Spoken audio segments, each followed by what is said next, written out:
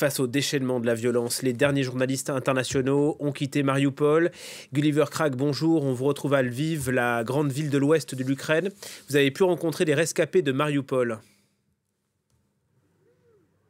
Oui, il y a deux personnes, ou si vous voulez, un couple et un homme que j'ai rencontré séparément ici à Lviv. Ils ne se connaissaient pas, mais ils avaient des histoires assez similaires à raconter sur comment ils sont sortis de Mariupol. L'homme est sorti dans une camionnette avec 9 personnes. Il m'a montré le trou dans le toit de sa camionnette, le résultat d'un obus qui est tombé dessus, mais pendant que c'était garé avant le début du voyage. Pendant le voyage, personne ne leur a tiré dessus, mais il m'a dit qu'il a vu d'autres voitures en flammes et qu'il y a des mines et des obus non explosés le long de la route. Donc sortir de Mariupol est extrêmement dangereux. Les gens le font.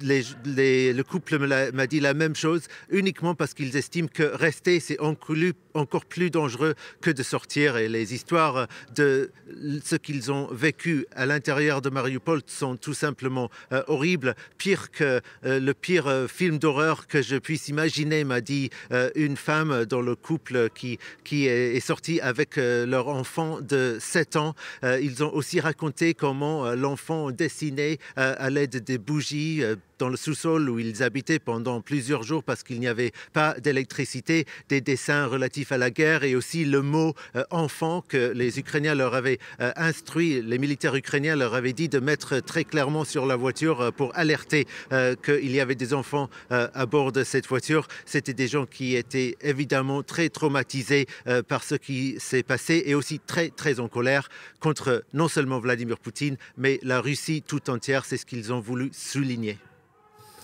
La situation à Kiev, à présent, Gulliver, un bombardement la nuit dernière a visé un centre commercial. Sur place, il ne reste absolument rien. Il y a eu 8 morts. Est-ce qu'on en sait plus sur ce nouveau drame ? Je sais seulement qu'il y a eu effectivement 8 morts. C'était un centre commercial où il y avait notamment un magasin de la chaîne française Leroy Merlin. J'y avais fait des courses moi-même il y a quelques années. Et maintenant, il y a un mouvement en Ukraine pour que Leroy Merlin se retire de la Russie. Leroy Merlin fait partie des chaînes qui fonctionnent encore en Russie. Et ce sont les employés ukrainiens eux-mêmes de Leroy Merlin qui appellent à la chaîne d'arrêter tout commerce avec la Russie. Maintenant, un employé de Leroy Merlin est parmi ces 8 morts. Merci pour ces précisions, Gulliver Krag, depuis Lviv, dans l'ouest de l'Ukraine.